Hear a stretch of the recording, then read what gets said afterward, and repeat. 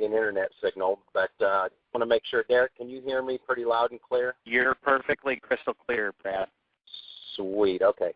All right, guys. Hey, I want to introduce myself, Brad Korn. I'm a top agent in the Kansas City area, and I'm really excited to be with you guys today because one of the things when I first got introduced to maximum acceleration 6, 7, 8 years ago was a loan officer friend of mine that was involved with Loan Toolbox and all that fun stuff.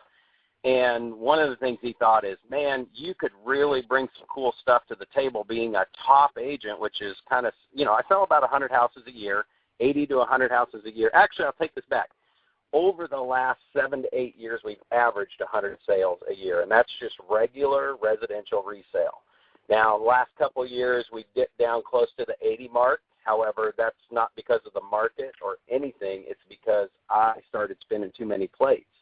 I've got a machine running on my business so that everything's pretty automated, which I'm going to share a lot of what we have done to build a market-proof business that generates 100 sales a year. And I can honestly tell you guys that happens pretty easily. I mean, I feel sometimes like I'm cheating the system because it's so easy. The phone just rings, and it rings, and it rings, and it rings. And there's nothing more exciting than sitting in your office, and if you have a team or an assistant and the phone rings and they grab their yellow sheet to start filling out stuff for a listing appointment, and they're booking an appointment for you right there, and it happens 3 times in the first 30 minutes you're in the office. Those are the days when I sit back and go, this is sweet. So that's what I'm going to share with you guys today. And even what's more like awesome about that is I'm going to give you the perspective. All I can give you is my perspective as a real estate agent.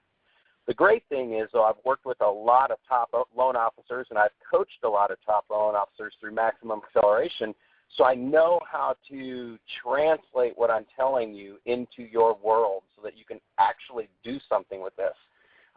They always say knowledge is power, but really it's what you do with the knowledge that is the true power. So I'm going to blow through these first couple of slides with you pretty quick because it's all about mindset. However, it's the piece you can't skip over. We actually could spend the whole 45 minutes working on your mindset, and it would blow your mind, first of all. But you'd actually get more impact spending time on mindset. And I know Eric and Derek both know exactly what I'm talking about, you guys. And many of you know what I'm talking about. But we always skip over the mindset and go right to the meat. What can I do? And here's what you do, and here's the result. It's 100 transactions a year. The reality is what I'm going to share with you is the stuff that's in between. Why you want it. Well, actually, Derek's going to share with you the stuff that's in between that gets you that consistent pipeline of business. I'm going to help you understand why you want to do the stuff in between, because the stuff in between isn't fun. But it's hard to sell a webinar. Like Eric can't say, hey, come on our webinar. We're not going to talk about what you do or where you can go with this, but let's talk about going out and whacking at the tree 5 axes a day. If you've heard of John Maxwell's Law of 5. If you go out, just picture the biggest redwood tree in the biggest redwood forest you can find. And I want you to chop that tree down. So you have 2 options. You can go out there and just start whacking away at it all day long as you want and get as far as you can. Or you can just go out and take 5 good swings at that tree and then go back and do whatever you're going to do. Tomorrow morning, come out and do 5 swings. The next day, come out and do 5 swings. If you did those 5 chops a day, every day, do you believe that tree eventually will fall? And it will. I mean, if you do 5 swings every day, now if you do 5 swings today and skip it 2 days and then go out and do 5 swings, 3 swings the next day, and then skip it for a week, it's going to take a lot longer for that tree to fall. But if you did it every single day, walking out there, grab the axe and swing the axe, you're going to eventually knock that tree down. So that's what the right mindset is about. We're also going to talk about what you want to focus on and why that's important. And I'm going to give you the loan officer version versus my real estate version that I went off of. And then most importantly is a systematic approach. Here's what I've learned, and I can share this with you because it's what I've been through, but I live by this motto that if I have to remember to do it, it is not going to happen. And I don't mind saying that. It's the truth. If I have to remember to call somebody 3 weeks from now, I can guarantee you in 3 weeks I'm not going to remember to do it. So I create a lot of systems. first thing I want to talk about is just the right mindset. And we should be looking at a slide that's basically talking about sales versus business, think big goals, big models, unstable versus stable business foundations. Sales versus business. Guys, here's one of the first mindsets that you want to get into. You got into this business for a reason. And if you can just go back and find that reason why you became a loan officer. Maybe you had a bad real estate experience. Maybe it was because the loan process is so detailed and a lot of people dropped the ball along the way. Maybe it was whatever it was. You got in because you wanted to help people. That's probably 95% of you on this phone call is that you love helping people, and the mortgage industry gave you a vehicle that can give you the return and the income that you were hoping to get by helping people. Hey, there's nothing wrong with making money. There's nothing wrong with making a lot of money. It's when you're doing it because you're helping people and you're doing it for that reason that makes it all worthwhile. So instead of having a sales business, when you pick up that phone and you talk to people, try to remember you don't have to sell them anything. You're here to help them. And if they want your help, they're going to benefit from it. And if they don't want your help, then it just means they don't realize you're there to really help them yet. So really start running your business like a business. So a lot of people, I don't know about you guys, what we call it in the real estate world is cold calling night. And if you've been in the industry for a long time, you might remember these big old thick books called the Coles Directory, C-O-L-E-S, Coles Directory. I remember coming in for cold calling night my first couple of years in real estate. I opened this book up to a street, and I just start calling down the street. Hey, who's next person you know is buying or selling real estate? Hey, you thinking about buying or selling real estate? And I just made enough calls till I got a deal here and there. And really, that is a salesperson looking for sales deals as quickly as possible. Instead, get in the mindset of running this like a business. Nike tennis shoes is a huge tennis shoe corporation. They don't go out and open up a Kohl's directory and start calling down the streets to see who wants to buy Nike tennis shoes. They have a business that they provide a product that provides value to people, and those people want that value, and they contact them. It's called generating leads. Many of you lead receive, not lead generate. And what's so cool, here's another thing I just want to tell you about why you want to get what Derek's going to share with you and really pay attention when he gets into that meat of how to do it, is you got in this business for a reason. And I bet you most of you got in because it was unlimited opportunity. Well, the unlimited opportunity doesn't just fall out of the sky in your lap. You got to get it. You got to go get it. You got to make it. And what's really cool is when you generate it, you can generate it as big as you want. So that brings me to the next point, thinking big goals and big models. Here's just something that I see that I saw when I was coming up through the ranks. If you've been in corporate America and you've been in all that stuff and goal setting and coaching people with goals and all that other stuff, people are afraid to set not unobtainable goals, but goals that are out there. And the best thing I ever heard was setting a minimum goal, like if you don't make this, you can't turn your electricity on next month. And then having a goal, which is where I'd really like to be in the comfort zone. But then what I always got hooked on was the wow goal. Like if I did this, holy smokes, I would go ahead and book a trip to Hawaii right now, and I'd go down to the Lake of the Ozarks and buy a cabin. That would be my wow goal. And what you want to do is set big goals, not to fail at it. You see, here's the mindset piece. The big goals, what I figured out, pull you through all the smaller ones faster. Let me give you a quick example. I don't want to spend a ton of time on this, but what I did when I got into real estate, my first 3 years in real estate, I was actually pretty successful. I thought when I got into real estate, I was going to make $10,000, every time I sold a house. Well, I did make $10,000 if you add up all my commissions for the first 3 years I was in real estate. I made $10,000, and here I am on the phone sharing stuff with you guys, right? Something's wrong. Oh, I just heard a bunch of people hang up. No, I'm kidding. So $10,000 in my first 3 years. So that was in Minneapolis, Minnesota. That's where I started selling real estate. Got an opportunity to move back to Kansas City. And I'm a little slow, so I thought, I'm going to try this real estate thing one more time. Maybe I can make it go here. But I didn't know anybody there, and I was from Kansas City. Here's what happened, guys. I set my goal. I looked at the top agent in Kansas City. In your place, look, who is the loan officer that's doing the business and you think has the lifestyle that you want? Make that your goal. So I saw $40 million sales. Now, this was back in 95, okay? Back in 1995, $40 million in sales as a real estate agent was huge. So I set my goal at $40 million. Did I have any right doing that? No. I just set it, and I said, I'm gonna go for it. Guys, my first year, okay, it was nothing. I was starting my real estate business over. My second year, I did $1 million in sales. My third year, I did $2 million in sales. My fourth year, I did $4 million in sales. My fifth year, I did $8 million in sales. You can grow your business 100% a year if you set big goals. If you set your goals all wimpy, like if I were to come in and said, well, if I can get back to $2 million, that would be nice, you know. And how long would it have taken me to get to $2 million? It probably would have taken me 5 years. And then I would have got stuck there. So set big goals, and they'll pull you through all those smaller ones faster. Don't beat yourself up when you don't hit it, because I guarantee you, here's what I did. When I didn't hit $40 million my third year, I was at, $2 or $4 million? You think I looked back and regret at $4 million in sales? I mean, I was thrilled to death. And a stable versus an unstable business, this is the biggest part. You've got these webinars. You're learning from people like Derek and I and Eric and Stephanie, and we have these foundations that other people have done. They've already proven these things correct, and you can just use those systems. So here's the right mindset. Again, the next one on the right mindset for the 3 L's. It says leads, listings, leverage. Here's the translation for loan officers.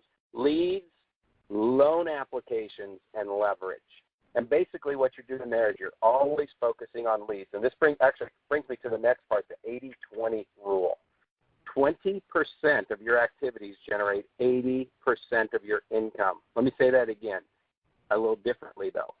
80% of what you did yesterday generated 20% of your income. Okay, let me say it one more time. 20% of what you did yesterday generated 80% of your income. You guys want to double your income? Find out what that 20% is and do it 40% of your day. That's not even half. Not even half of your day. It's 40% of your day, and you will double your income. So what is the 20%? It is leads, loan applications, and leverage is either setting up a system. A lot of times when I say leverage, people think hiring somebody. Hiring has some income behind it. You got to have income. You got to be able to pay this person. You have systems that you can set up before you hire a person that will free up your time. If it gives you 1 extra hour a day, and then you do more of the other 2 things, get more leads and get more loan applications, if you replace that time with more of those 2 L's, that's how you do your 20%, 40% of your day. Yet we still focus on that 80% because it's most of our, well, I got to process the paperwork. I don't get paid. Leads, loan applications, and leverage are your 20%. Those need to be done the first 2 to 3 hours of your day. Every single day. That's the 5 swings. That's the 5 axe swings at the tree every single day. And they talked about real estate being a mind share position. Mortgage is the same exact way. Mortgage is mind share. You want somebody, when they think of getting a mortgage, or what's really cool about you guys, here's what I love about loan officers. You guys actually get the whole money spot of the brain. If somebody's doing a mortgage, or if they're doing finance, they're doing refi, they're doing investing, you guys get to take the whole money slot of somebody's brain when you buy those brain cells. And we've heard Tim Brahim say that a lot in the past, buying brain cells. That's what we're going to share with you today. And where they talk about 76% of the sellers talk to one agent, it's about the same for you guys. I'm sure 76% of all real estate agents call one loan officer, and that's who gets the loan.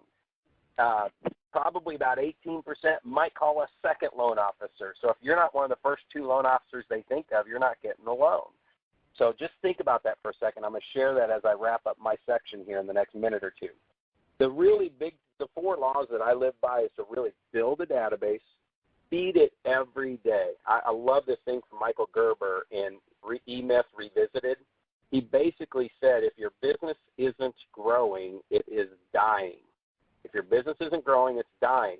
So if you are not putting new people, new contacts in your database every single day, then your business is not growing, okay? Everybody who's there, who calls you from the past or comes back to do a refi or whatever is already your business. You already got that. If you're not growing, you're dying. So feed your database every day. And then the fun part is really learn how to set up systems in a good database that it automates the process. Here's what's more important. It automates you staying in touch with people.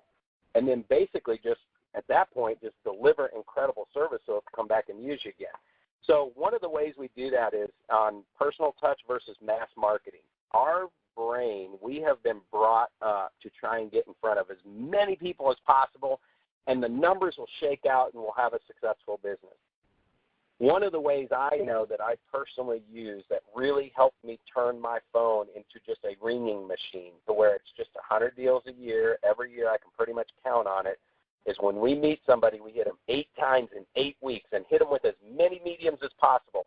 I know there's plenty of things out there for you guys to do with these automated email things, but if your whole contact system is a whole bunch of emails and then a call once in a while, you are giving away too much business. 8 in 8 is 8 contacts in 8 weeks. Bam, bam, bam. You're buying the brain cell. Now, this part blows people away. 33 touches a year. Hit them with letters, emails, handwritten notes. Do more handwritten notes and personal phone calls and pop-bys. Do as many of those as you can, because the impact of an email is maybe 1 in 1,000 might do something with you. The impact of a phone call is like 1 in 10. The impact of a pop-by is almost 1 in like 2 or 3. So think about your touch and really touching people. And then 12 Direct's the normal thing, you know. When you haven't met somebody yet, they go on a monthly mailer. You put a headline, you put a call to action, you're trying to get them to call you. So really 3 key areas that you guys want to really focus on as you're listening to what Derek's sharing with you is prospect and market every day, set up your database and feed it every day, and then systematically market to that. Now there's a target bullseye. Hopefully the slides are keeping up. I wasn't able to get back in front of my computer, so we should be looking at a bullseye. This is a game that you're playing. Moving people from the haven't-met area of your business and life to the inner circles where you actually talk to them and you start a relationship. And one of the things that you want to do on that, see, you can see in there the 8x8 and 33 touches. Once you meet somebody and talk to them, that's when you can buy the brain cell, and that's when you start to own that slot for finance. So I want to wrap up this last couple things on why you guys want to do an 8x8 and a 33 touch and really stay in closer contact. First of all, I mean, like the alloyed resource generation might be the next slide that comes up. It's saying the same thing we did earlier. Establish your database, systematically market to it. But move on to the next one. Guys, get back to writing handwritten notes. And I'm not talking about I'm so glad I met you today, or if you know of anybody who needs a loan, call me and throw your business card in there. When you meet somebody or have a conversation with somebody for the first time, now you might be talking to a past client from a year ago and you've just reconnected with them, consider that's the first time you've really talked to them again. You haven't talked to them in a year. So write them a nice note about them. Acknowledge them. What is it about their personality? What do you like about them? Do you like their smile? Are they funny? Whatever. And the reason why I start every relationship with a handwritten note, when I actually meet you and we have a conversation, and I can write a note that says, what a pleasure meeting you today. It was fascinating having that conversation with you, and your views and everything are just amazing. It's easy to see why people want to hang around you. The word I, me, and my did not come up in there at all. You guys come back to this webinar, listen to that again, get that script for that note, and start using a format like that with your note. But here's why, and then I got to give it over to Derek because he's got all the meat for you. Here's why you want to do it. There was a study done that the human brain can remember 7 brands at any given time. And I've tried to test for this, and I don't think the human brain can remember 7. They can if they sit there and think about it. But if I were to throw out a product to you, and actually you guys probably already see the picture, so that's probably cheating. Now, hopefully he hasn't shown you the slide yet. I'm going to throw a product out, and I want you to write down or think of Hey, Smith Brad, brand. I'm going to actually jump in here just in the interest of time. Yeah, they are seeing the Nike Lay's potato Brad thing. I do want to make sure we have plenty of time to get to more of the tactical. Hopefully you guys have gotten a good snapshot of some of the results that can create. And one of the things that Brad will be back, and those of you who are interested in Brad going a little more deeper into his story here, about how he created the kind of results that he did and what kind of volume and information that he's been capable of helping his coaching clients do.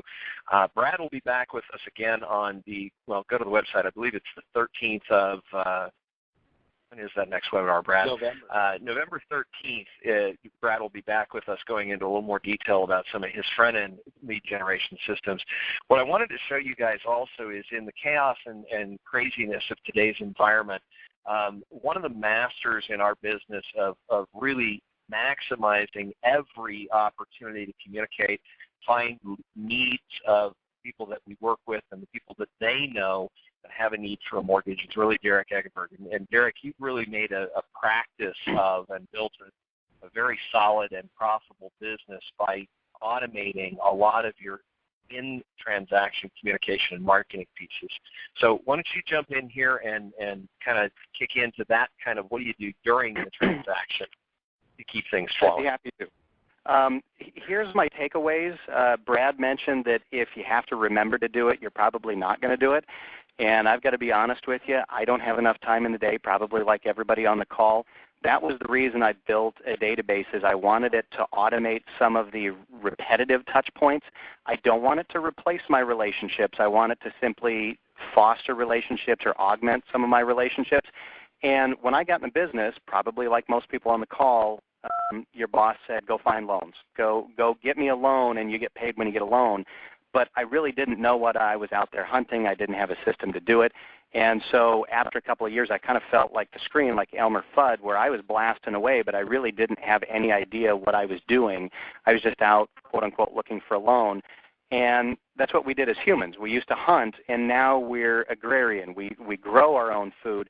So if we as humans can adapt, why can't we as loan officers? Why can't we learn how to farm our relationships and farm our databases? So my takeaway is when we talk about mindset, just get in the mindset of how do you manage and grow your business as opposed to just grab that gun and out there hunting like Elmer Fudd.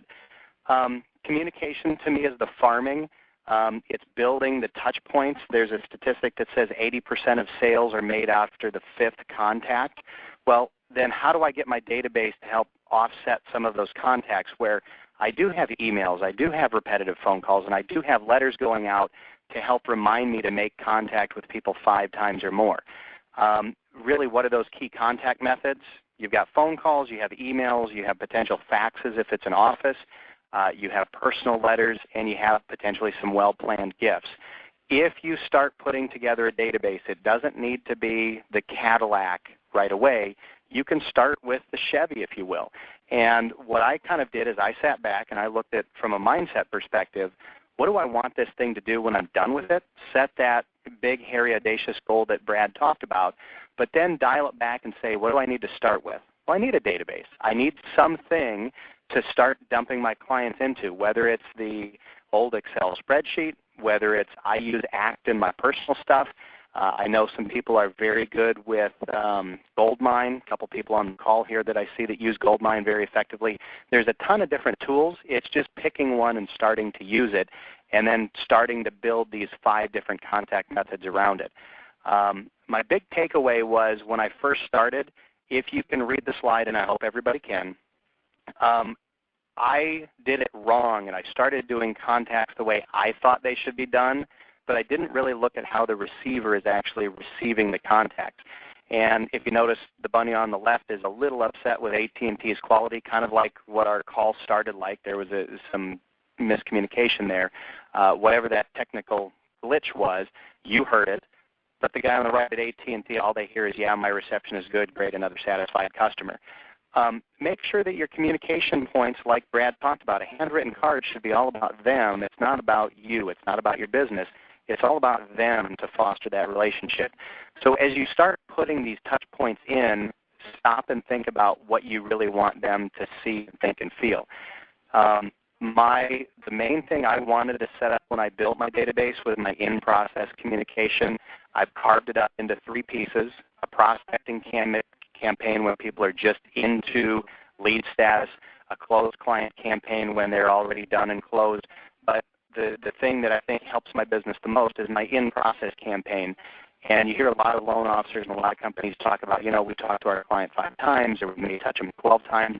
And I would challenge each and every person on the call, how many purposeful interactions do you have on an in-process loan? Those are the opportunities for you to get more referrals or wow those clients. We have built 82 touch points into our process. Some are emails, some are phone calls, some are faxes, some are letters. And it's all about getting them to see what I want at that opportune time. So this is one of the letters that goes out. So when your file goes into processing, we send out a letter that, I've heard terminology used before, the red car referrals letter. I've heard some thinking about the awareness letter. I think even Renee Rodriguez called it the reticular activator letter. But really the letter just says, hey, have you ever noticed if you're going to go buy a red car, you start to see that same red car all over town? Or if you're a pregnant woman and you notice pregnant women all over town? Because you're now exposed to the lending process, you're going to know more people or run across more people that are in need of a loan, or in Brad's case, to buy or sell real estate. We'd be honored with our name, those kinds of things. But the step back, I don't have the set up for this automatic. I'm not going to remember to send this. I hate duplicate entry. I just assume all do any double data entry or have to remember your entry.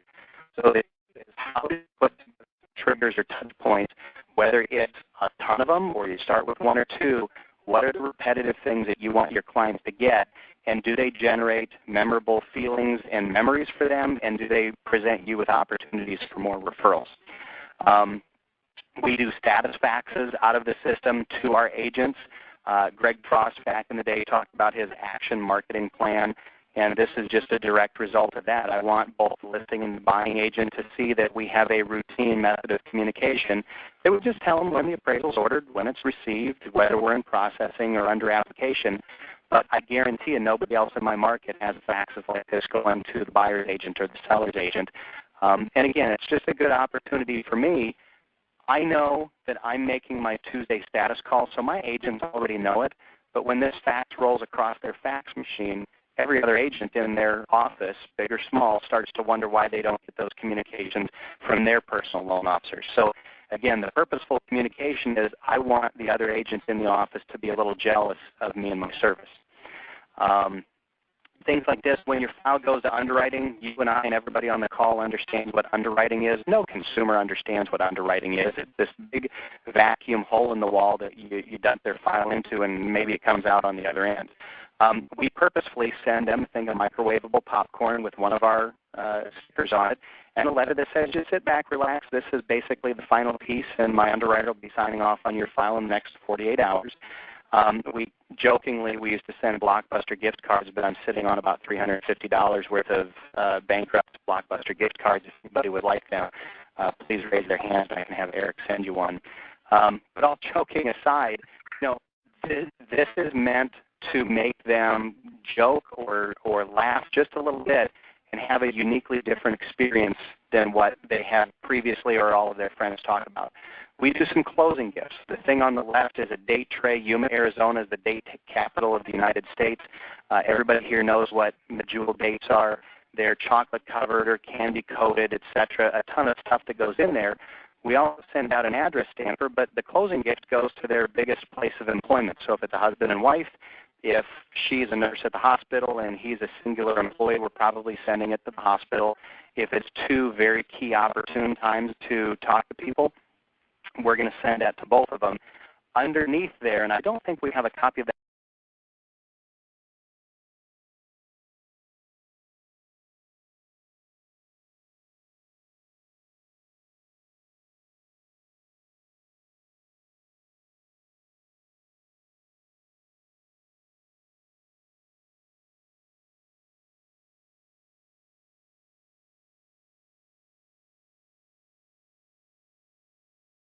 5,000 business cards for $100. They're really, really good quality, hard, glossy cards. I don't mind if they get pitched because they're less than a penny a piece. We do a closing book. All of these letters that you're seeing that come on the screen. Hold on 2 seconds for me. I'm hearing some comments in the chat, or I'm seeing some comments in the chat that the audio's disappeared completely. Oh, no. Tell you what, let's do this for just a second. I'm going to jump to Q&A for just a second. For those of you that can hear me clearly, I've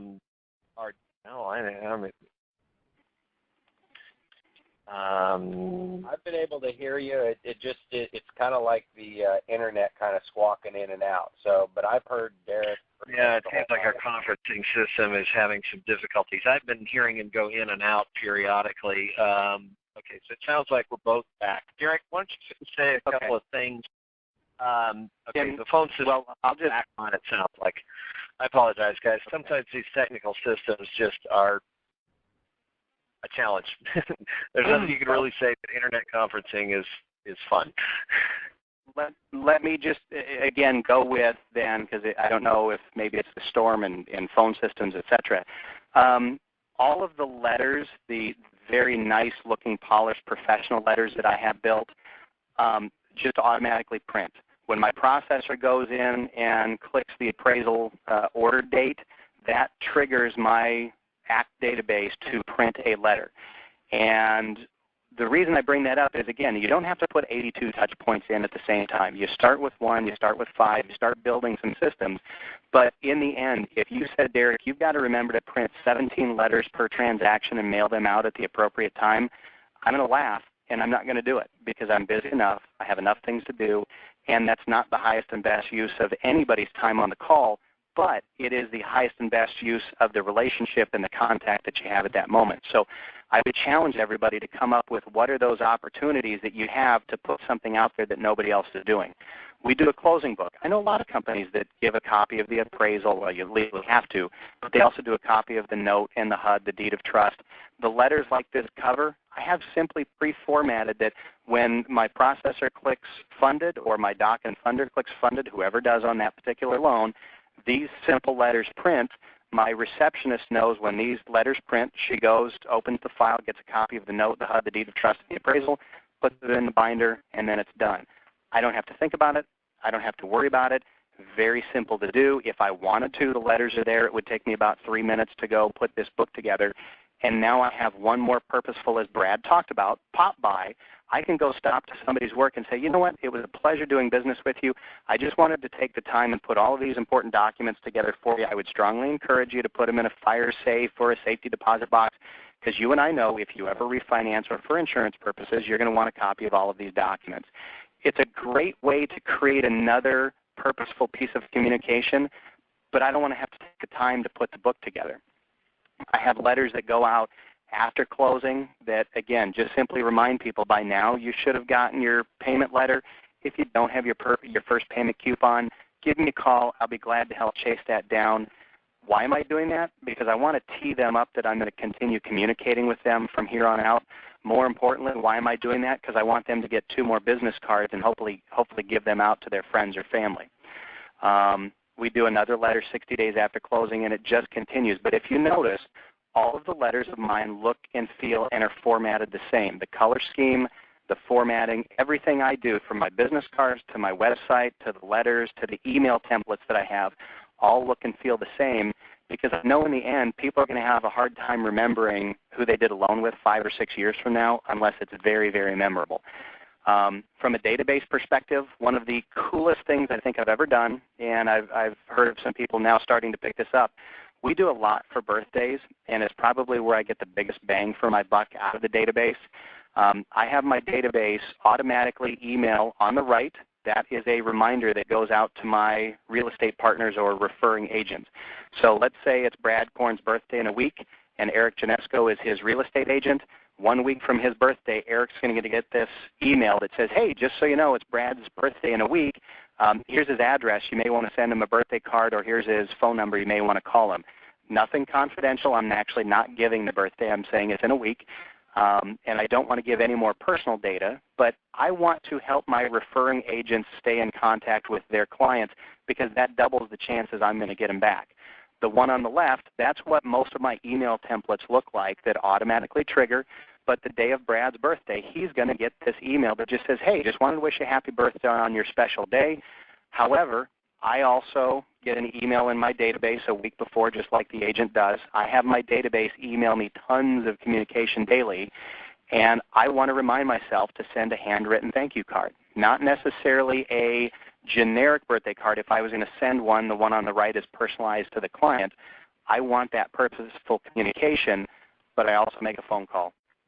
The day of somebody's birthday, the email goes out, and my database emails me a list of all of my birthdays, and I just simply one at a time make the call and say, hey, Brad, Derek Egeberg over at Academy Mortgage, just wanted to wish you a happy birthday. Now, chances are I'm going to get his voicemail. I'm going to leave him this really nice birthday email or voicemail about how I'm sure he's so busy with friends and family taking him out to lunch and cool parties that don't worry about calling me back right away. You and I know he's not getting a bunch of phone calls and stuff, so he's going to want to call me back. And then we also do birthday cakes. Why? Well, this is not something about the automated database, but if you're a nurse at the hospital and you work on a floor with 20 other nurses, do you think it is important for me to send a birthday cake and tee up the marketing of us and Academy Mortgage in that kind of a light because nobody else does it? So again, what I want to show is here's the 91 touches that I currently have in the system. I have 9 email templates that go out to 4 different people throughout the transaction. That's 36 touches. I have 3 faxes that go out a total of 8 times. I have 17 letter templates. I have 9 phone call scripts, but when you figure buyer's agent, seller's agent, there's 27 potential phone calls. I have a mid-process, the popcorn letter package, and 2 closing gifts. And I have 91 really easy touches that if I didn't automate some of this in my system, I'm never going to do it. And I'm going to tell you it didn't start with 91 touches. I would strongly encourage you to figure out what the database is, where you're going to put your clients, and come up with the 5 chops, the 5 simple touches that you want to put in there first. It could be appraisal ordered, appraisal received, submitted to underwriting, docs out, funded. Maybe that's the most important communication piece that you have a hard time with. Maybe it's your birthday and an initial letter when you're a lead. Maybe it's 5 touches after closing because you know the closing pieces have been missed. But come up with 5 really good touches and start building from there. And my guess is over the next 2 to 3 years, if you keep building it, the old field of dreams, if you build it, they will come. It just takes on a life of its own, and it's kind of fun. And from there, I would certainly say, what questions does everybody have? And I'm hoping the audio is still good. All right. Well, thank you, Derek, so much for sharing. As Derek mentioned, we're kind of at the point of the call where we do the Q&A. And so what I want you guys to do is, with this many people on the call, it's going to get real disruptive. And as you've already noticed, we had a little bit of difficulty with our audio system today, which I'm going to do some investigation into as to why that happened and kind of complain at the company. We're throwing enough money their way, they should be having those kind of problems. But hopefully I hope it's not. I don't know where their phone system's based, so it probably is, as Derek said, it's related to the weather issues. All right, so as we're getting started here, guys, go ahead and feel free to use the chat function to type in your questions for Derek and Brad. Either one, we've got, we're going to try and take the next 10 minutes or so, and then I've got just a couple of, put a neat bow to what you've heard today and tie it up in a neat little package. At the end of the call, we'll take just a few minutes to help you break down and put some action plans in place. But right now, what I'd really love to do is see some questions come across that Brad and Derek can address for you. Okay, it looks like we've got, what tips can you share with a new MLO in a new market? Go ahead. I'm sorry, Brad, go ahead. Say that again. Brad, did you have a question or comment? Well, I was going to add one thing before you get to that question. Guys, here's the thing. Derek talked about the birthday email. We even took that to one next level. Derek, you're going to love this. Is the half birthday. And what I got mine last week. Yeah. What I actually did is I sent you a birthday card or an email, the template, and then when you get the half birthday 6 months later, it's actually that same card, but I've ripped it in half with Photoshop. And out of it comes happy half birthday. I tell you what, I get more calls. there's two things I want to talk about birthdays. I get more calls from people on and responses back on their half birthday than the birthday. But the second thing I will tell you guys, pay attention to how you're doing this. Look at what Derek, the different types of touches he has in here. It's a mix of all kinds of mediums, and it's see, touch, feel.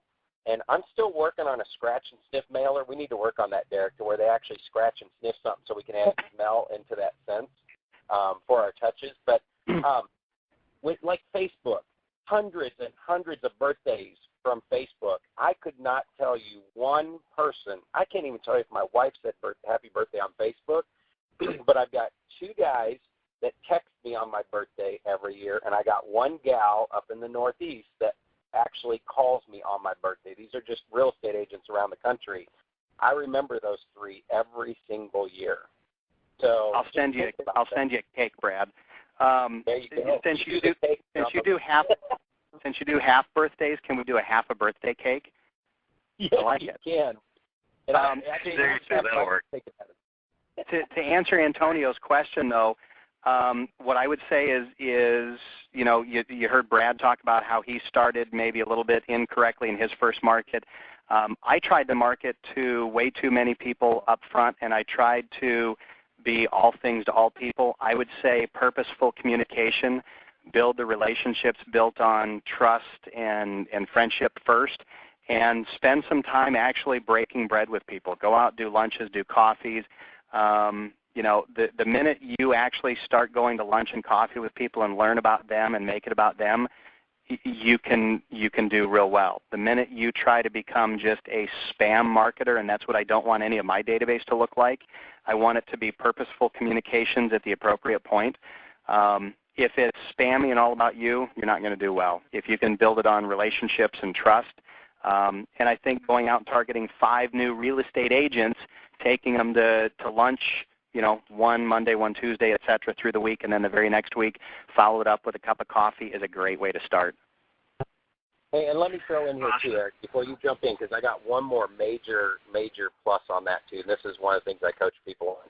Guys, right along with what Derek's saying, there's a reconnect plan. And if you just go through your database and start at the A's and take the next 5 people in your database and set them up on a reconnect plan, schedule a call 3 days from today, 4 days from today, and I want you to drop a note in the mail or a letter that just says, hey, I haven't done a good job of keeping in touch with you, and I apologize for that, and I'm going to call you. Leave this part in here. I'm going to call you in the next few days just to catch up. On your call, here's what I'd like to see you guys do, because if you have a database of 100 people, have you talked to all 100 of them in the last few weeks? Probably not. So just give yourself permission to make this first call that you cannot talk about the mortgage industry. You cannot talk about real estate. You are calling them to say, how are the kids? How are the family? What have you been up to? And give yourself permission to do that. What's going to happen is you will talk about real estate with some of them. You're going to talk about mortgages with some of them. But if they're just, oh, how's the mortgage business, just say, that was not the purpose for my call today. Now, if they say, it's weird that you called us today because we got a refi, then say, I'm going to talk about mortgages now. And you will double your business this year with that one simple trick of just reconnecting, like Derek's saying. Definitely. All right. So one of the other questions that came across through private chat was for Derek specifically. Derek, what are you mentioned something about pick the first 5, pick the highest payoff, highest priority touch points to start implementing right away. What would you consider to be the 5 most productive touch points through the course of a transaction? For me, I think you've got to go the in-process stuff, and I think it's the initial lead or initial application. I think it's appraisal ordered, appraisal received, submitted to underwriting, and clear to close. In my in-process campaign, I actually have 9 specific touch points, but I think those would be the 5. And really, if you talk to your referral partners, they'll tell you what they are. Because if you say, look, where do you need more communication? What would you like me to tell you? They're going to get real blunt if you've got an honest relationship with them, and they're going to say, look, I don't ever know where we are in the transaction, or I'd like to know where these key milestones are. But for me, when I take an application, if I dump them into my LOS, which automatically moves over to my database, the referring agent gets an email that says, hey, thank you for the referral of John Doe. And they automatically know I've talked to them. They automatically know they're in my system. They can rest easy that they're being taken care of. I think that's the question number one, is people want to know, do you have their back with leads? The appraisals here in Arizona seems like it's taking a week to 2 weeks to get appraisals. People want to know immediately when they're ordered, immediately when they're back, and then vice versa when they're submitted to underwriting and when they're clear to close. Okay, awesome. Great question. All right, just one more question that came across in here, which is actually one. You've got a couple of pieces, Derek, in here that ask specifically, or that talk or design specifically to generate more referrals, like the red Volkswagen letter, what I call the yellow Honda effect. When, if any time during the course of transaction, do you typically ask for referrals directly to, using some of those, mindset and who questions type concepts? Sarcastically, yes, is the answer. If you said, do you ask at this point, I'm going to say yes. We ask all throughout the transaction. I am very honest when I meet with somebody. Very first initial application, I say, look, here's how we get paid as loan officers. We sit right next to a big box bank. And I point out my window and say, look, these guys over here, there's some great loan officers with that company, but they also do autos and credit cards and this and that and the other thing. I only get paid when I close loans. So if I do a good job for you, that's when I get paid. But I also get paid when you send in other referrals, friends, family, neighbors. So I want to make sure I do a good job for you because that's how I feed my family long term. That's exactly how I say it. Then I'm going to have the red car letters go out twice during the transaction. I have a couple of emails that go out throughout the transaction that ask for names and numbers. And then again, at the closing table, when they're either going to sign or when I call them for their docs and let them know they're there, we one more time ask for referrals. Is there anything we can do differently for you this transaction, or is there anything I can do for you right now? And they say yes, no, or indifferent.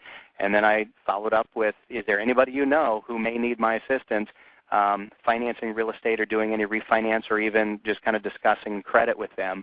And it's amazing that I'm basically one for one. If I'm doing a transaction, at some point throughout the transaction, I will come up with a referral, a good quality referral. And as long as I keep that going, I know my business will never, ever go down, and the rest of it just augments it. So the answer is any place you can if you communicate it appropriately to the client. Right. And that's something actually that I want to illustrate for everybody in the audience. Guys, sometimes it doesn't have to be rocket science. I mean, 3 simple touch points where you can make high impact and create massive value for your client creates an opportunity for you to, they're going to want to give something back to you. And the more service-oriented in your approach, the more it's about them and people that could benefit from the opportunities that you could provide to them, the better off you're going to be in that. The other thing that I want to share with everybody is keep in mind that these guys are masters at this system, and they have been doing this for years. It doesn't have to be that complicated, and it all starts with a simple, more systematic process. So we'll get into some action planning here in just a minute. There's a couple of key things that I want to brief you, all of our audience on. As you guys have probably gotten a little familiar with our flow and process here. Just a couple of things that I want to do as a quick review. Some of the things you've heard in today's program. One, it's got to be about the right mindset, the leverage, the 80-20 rule, the 20 things that the 20% of the things you do that create 80% of the results. Following a proven model, it doesn't necessarily do you need to go out and reinvent the wheel. Follow the pattern that these guys have established for you that's been perfected and refined in the laboratory environment of the real world day-to-day business development work that these guys do, as well as the refinement. Fortunate to have these guys on our coaching team and participating in regular brainstorming activities where we get together and we talk about refinement activities. And the thousands of clients who have been through our coaching programs over the years, the information that we've gained through that laboratory environment of refinement and perfection. That's what we're here to do, is provide that resource to you. At the end of the day, there's a lot of different things that we can all do together. It's about creating efficiency and effectiveness. If you guys were on the call with Todd Ballinger last week, one of my biggest takeaways from that call was, there's a difference between efficiency and effectiveness. Efficiency is about doing things right. Effectiveness is about doing the right things. And if you let that seep in for just a minute, what we often find that people spend time doing is they don't focus enough on the key things that create the highest results. So even if the simplest of things that you want to do, need to do to make your process more consistent, more efficient, more effective, even just the simple touch point calls that are almost, like for example, an agent introduction call. A new contract comes across as an agent you've never worked with before. Make an outbound phone call to that agent immediately and create some opportunity to talk them through the transaction together and determine what the expectations and time frames and pressures on that one particular deal are. Open the lines of communication when things are positive and people are in a optimistic mindset, instead of waiting to have your first contact with that agent be if there's some fuzziness and there's a fire going on in that deal and you're calling them to have to try and fight that fire, but by that point it's too late. You don't want your first phone call to the agent to be when you're trying to fight a fire. You want that first phone call to be opening those lines of communications on the very front end of the transaction. Like Brad and Derek shared, being proactive and introducing the idea of how we can help other people and how we're specialists in what we do, and we provide a very high level of service. So a couple of things that we're going to do. Just hang with me a couple of seconds. I want to get you to some action items, but there's a couple of key things that I want to share with you. Be watching your emails for the free tools. So there's going to be a follow-up email going out to all attendees today, one that will have a link to the video of today's program, as well as the free tools that we have available for you. Just got a couple of things. One, we have a couple of things for in-transaction process, rules of effective solution planning, how you can sit down with your team and really map out what your program needs to look like. A second tool that we often provide to our clients from our library is what we call our pipeline strategy meeting outline. It's just the internal communication is every bit as important as external communication, and then there's some other tools and resources that go along with how to create a tactical flow and approach. In addition to that, Derek has graciously offered his what used to be 82 touch points that has now grown to 91. So Derek and I did our last webinar together, just probably 6 months ago. So as you can see, guys, this is an evolution. These guys are constantly growing and evolving, as I would encourage you all to do. So here's what I want you to think about doing. Just a couple of quick things. If you'd like more information about the Maximum Acceleration Coaching Program and how any of our coaches could help you get from where you are to where you want to go faster, just reach out to us for a strategy session. There's no cost or obligation. Just the best way we've found to help let you experience or understand the value of coaching is to actually experience it. You can get that by, there will be a website that will pop up, or you can go to mxlcoach.com/strategy. In addition to that, I wanted to preview for you guys next week's webinar is the fabulous Ginger Bell, who's going to be talking about customer service in a crazy market. How do you manage expectations and avoid the collateral damage that comes from customer service failures, and how to set better expectations? Then in the inevitable, unforeseeable circumstance that blows up a deal, what do you do about it? So be sure to tune in next week, or you can go to our website, mxlcoach.com/webinars, and sign up for next week's program. So mxlcoach.com/strategy, get a one-on-one follow-up session with one of our individual coaches. mxlcoach.com/webinars is to catch up coming events, including next week's with Ginger Bell, and the week after that will be Brad Korn going deeper on his front-end marketing stuff. Beyond that, here's the action plans. Take what you've learned today and do something with it. Put it in play. So these 4 simple questions. 1, what was the most valuable thing you heard in today's program? Maybe it was Brad's 8x8 and 33 touch and getting that set up in your system, and you want to get those simple handwritten letters going out on a regular basis. Maybe it was Derek's yellow Volkswagen letter and the birthday gifts or birthday calls. whatever it was, pick the one idea that you heard today that's going to have the biggest impact on your business. You can always come back to this recording later and pick up other ideas along the way, but just zero in on the one thing that you feel will have the greatest impact to your business right now. Then set some specific time frames to it. What action do you need to take right now to make that a daily part of your business? Take 15 minutes here after the call to decide exactly what you want to do with that one idea. What does it mean? Do you need to get the free tool? Do you need to wait for the email? Do you need to watch the webinar again? Do you need to email one of our coaches and ask for a strategy session or sign up for the strategy session to get some direct guidance on maybe you've got 5 ideas, you're not sure which one's going to be the best for you in your specific environment. Whatever action you need to take, make the decision on what's the next and most important thing you need to do with that idea to get it up and running in your business on a daily basis.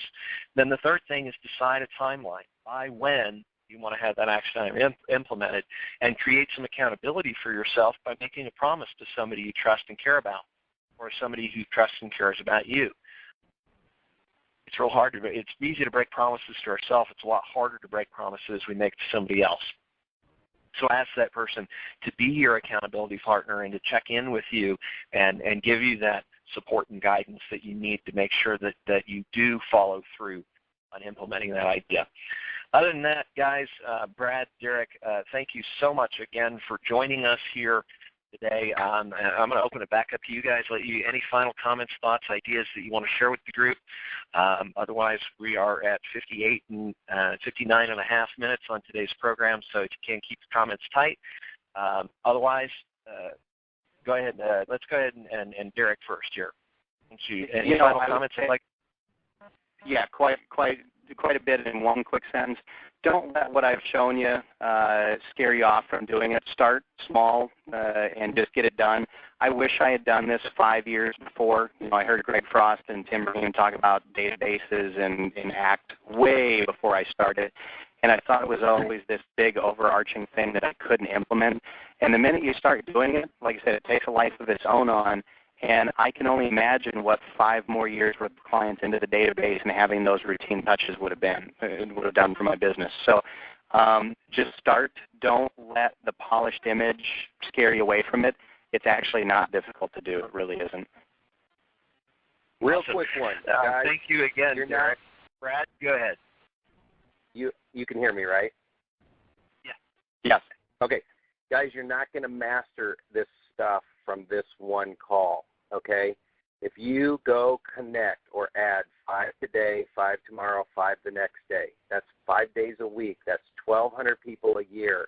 That's 6,000 people in the next 5 years that you've personally touched. Just let that sink in. You're not going to master it on one call. Watch it over and just do 5 a day.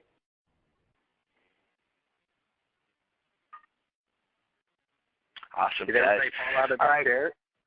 I think everybody fell out of their chairs. Is everybody there?